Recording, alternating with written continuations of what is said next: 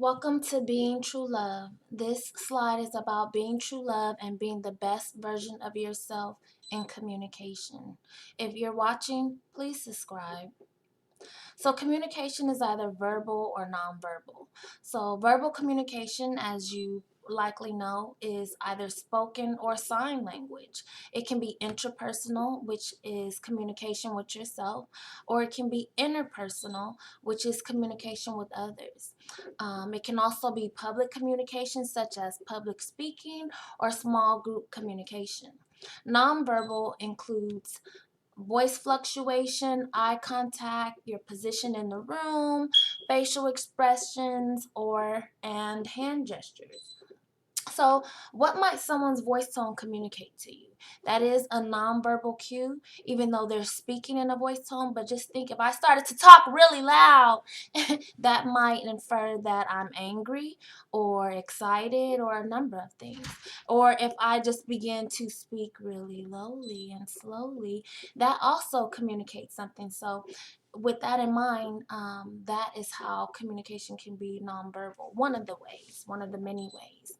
I'm not particularly a fan of some of the definitions of nonverbal communication because people put a lot of spins on it that I'm sure you've heard, like if your arms are crossed, that means or supposed to mean that you're not interested or you're close to what someone's saying and stuff like that. Whereas if I cross my arms, I could be cold. It could be because it's more comforting to me or any number of things. So I try not to subscribe to some of those definitions of nonverbal communication. Overall, the baseline of communication, and by the way, this is just a few, probably about 3 or 4 more slides to this whole presentation about communication. But overall, the baseline, what you want to know is that communication is either one of two things. It's either facilitative or debilitative, okay? Facilitative communication contributes to effective functioning somehow, whereas debilitative communication breaks down the self or others or some other form. It doesn't facilitate anything. Facilitative overall means communication that is like constructive criticism, positivity, encouragement, any form of structural guidance, like this. I would consider this lesson, if you will, to be a form of structural guidance. It is assertive and it's inspirational. When you think about debilitative, just flat out criticism is debilitating. Debilitation in communication is negativity, discouragement, dysfunction, aggressive, and any form of humiliation. Okay, so that's the distinction between facilitative and debilitative. And if you just keep in mind constructive criticism versus criticism overall, whereas constructive criticism could be, say I remodel a room and I ask you, hey, come in and see how I did with putting the lighting in, and you say, well, it's still really dark in here even when you turn on the light. If I were you, I would get these kind of bulbs. That's very constructive. Debilitating would be, hey, come in here, I've just finished remodeling this room, come check the lighting. I turn on the light and you say, this is just horrible, it's dark in here, like why did you do that, why would you put this in here? You see the difference? It's debilitating. It's just breaking something down. It's not contributing, it's not facilitating anything. Like we described, facilitative contributes to effective functioning. If you were to just humiliate me about my progress, that doesn't contribute to any effective functioning. It does nothing. But if you say, you should get these kind of bulbs that could really change this, there we go. It's back to a healthy communication style. The next thing you want to keep in mind is that communication is either assertive or aggressive.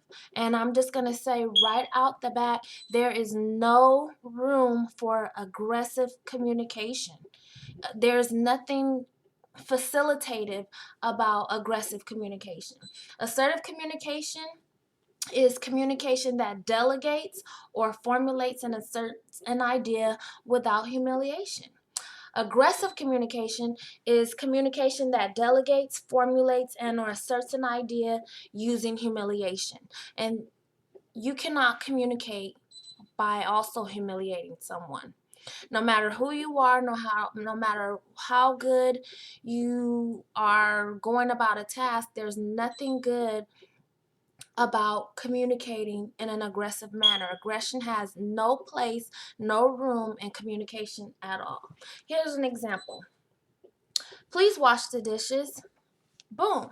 It's straightforward. A task was delegated. It's facilitative overall. It's assertive because you're able to assert what you need done. It's you're delegating a task. Please wash the dishes. Now, if I simply said, please wash the dishes, you never do them. Even if I just said it very simply like that, that end part, you never do them, is a form of humiliation. That is actually aggressive. So in communication, the best way to get people to hear you, listen to you, and trying to be the best version of yourself, you don't want to humiliate people in communication. Just by simply saying, please wash the dishes, you never do them, what does that imply? It says that someone never does something. And humans simply don't like labels. They don't like people defining them. Humans don't like labels. Humans don't like people thinking for them. And automatically, if you tell someone they never do something, what are they going to do? They're automatically going to become offensive. Don't tell me I never do them. You never do them. I did them yesterday, and then it's going to run down. It's going to debilitate. It's not going to move into something good coming out of that conversation. It's just going to further break down the communication between two people. So, here's a small little exercise we're going to do. We're going to say which sentence is assertive and which sentence is aggressive, why and why not. Sentence 1, we just talked about this one. Please wash the dishes, and is an example of assertive communication. Why? Because it's a delegation of a task and without humiliation. Sentence 2, please wash the dishes, you never do them, is aggressive. Any degree of humiliation is a form of aggression. Aggression is debilitative. The phrase you never do them, like we just described, how might one feel? And we talked in depth about that. So here's another sentence. It's going to be my way or not at all. Is this phrase assertive or aggressive? So if you have been listening, it's obvious, to me anyway, it's going to be my way or not at all indirectly humiliates the individual. The speaker humiliates the listener. And how? The listener likely feels disempowered. So any form of disempowerment is not facilitative, it's debilitative, right? How can you disempower me and then expect me to move into further anything?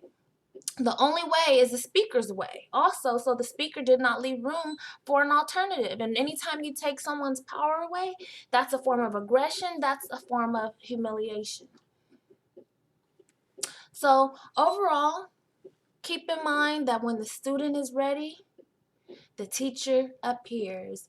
That's all. Please subscribe if you are watching. That was a quick lesson on communication. Always remember, it's either facilitative or debilitative.